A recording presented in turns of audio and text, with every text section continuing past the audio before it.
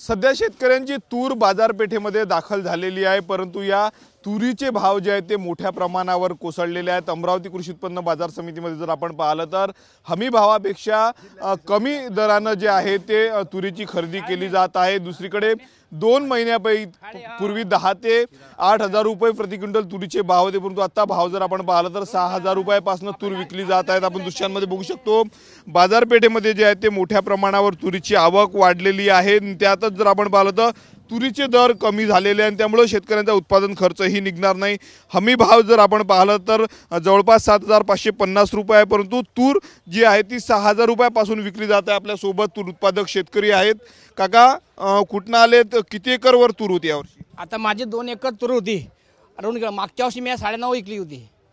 यावर्षी तुरीला भावच नाही आहे आणि मला खर्च आहे 10,000 रुपये फवारणीचा। फवारणीचा खर्च मला 10,000 रुपये आणि 2 एकर माझी शेती आहे। मला पिकली फक्त 8 कट्टे तूर, यानंतर भाव नाही आहे। 4 पोते हो, यानंतर भाव नाही आहे। या सरकारमध्ये तर भाव आपल्याला मिळूनच नाही आला, कारण मागच्या वर्षी मी 9.5 विकली होती, यावर्षी भावच नाही आहे। याच्यापुढे भावाचे आपल्याला काय भाव आज विकल्या गेली तूर? आज गेली फक्त 7,000 रुपये, आजच्या भावात 7,000 रुपये गेली, याच्यावर नाही गेली। आणि दरवर्षी मी 9.5 ते 10,000 रुपये तूर विकतो।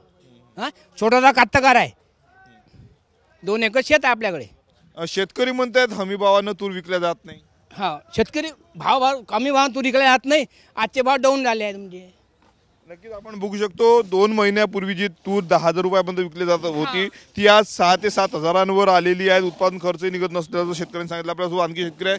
भाऊ काय सांगणार, तुरीचे भाव मोठ्या प्रमाणावर कोसळलेले आहे?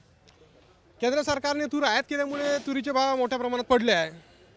सरकारचं धोरण शेतकरी विरोधात आहे। लोकांना स्वस्त खाऊ घालणे आणि शेतकऱ्याला मारणे हे सरकारचं धोरण आहे, त्यामुळे तुरीचे भाव पडणार आहे। तूर आज आणली होती का? काय भाव गेली तूर? 6,000 पासून 7,000 पर्यंत तूर चालली सध्या।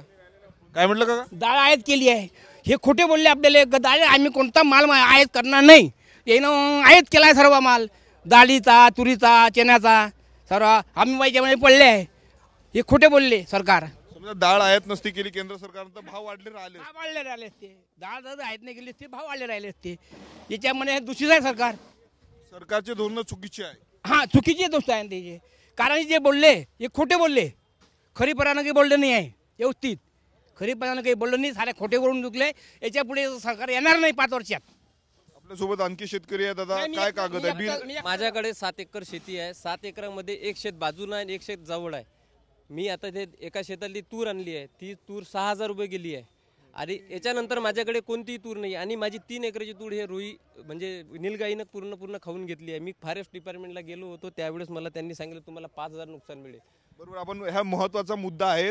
अनेक भागामध्ये जर आपण पाहिलं तर जंगली जनावरांचा हौदोस आहे आणि या जंगली जनावरांमुळे अनेक भागात तर शेतकरी आपली जमीनच पडीक ठेवतात। अमरावती जिल्ह्यातल्या आपण मोर्शी तालुक्यातले नेर वगैरे हा भाग जर पाहिला तर अनेक ठिकाणी शेकडो एकर जमीन पडीक ठेवतात आणि ज्या शेतकऱ्यांनी आपल्या शेतात पेरणी केली पिकाची ते पीक मात्र उद्ध्वस्त केलं जात आहे। परंतु वन विभागाच्या वतीनं या जनावरांचा बंदोबस्त करण्याचं आवाहन अनेकदा शेतकऱ्याच्या वतीनं केलं जातं। आपण बघू शकतो पंचनामा आहेत, या शेतकऱ्यांनी तक्रार केलेली आहे आणि किती पैसे मिळाले? 5,000 रुपये मिळणार आहे म्हणते, याच्यावर तर काहीच मिळू शकणार नाही असं आम्हाला त्यांच्याकडून फॉरेस्ट डिपार्टमेंटकडून कळवण्यात आलं आहे। आता आम्ही आत्महत्या करावं की जगावं की मरावं हे आमच्यासमोर पूर्ण संकट निर्माण झालं। किती एकराच्या नुकसानीचे? 3 एकराचे 3 एकर शेत पूर्ण उद्ध्वस्त केलं आहे। म्हणजे पूर्ण 1 लाख 1.5 लाख रुपयापर्यंत आम्हाला तूर होत होती। आता माझे हे 3 एकरातली तूर आहे, हे कमी 90 हजाराचं उत्पन्न सध्या हमी भाव नाही मिळाला, 6,000 रुपये मिळाला। हमी भाव मिळाला तर माझी 1.5 लाख रुपयाची तूर होती। हे आता याच्यानंतर माझ्याकडे आता सगळा दलालाचा फायदा याच्यामध्ये होणार आहे। नंतर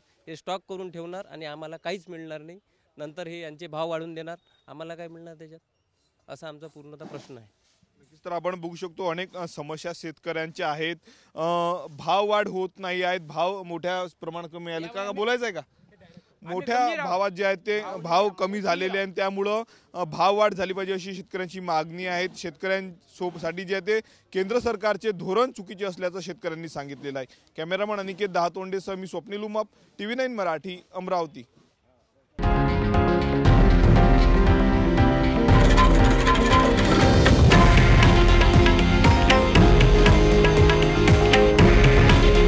हे आहे देशातील नंबर 1 न्यूज नेटवर्क आणि आपण पाहत आहात TV9 मराठी।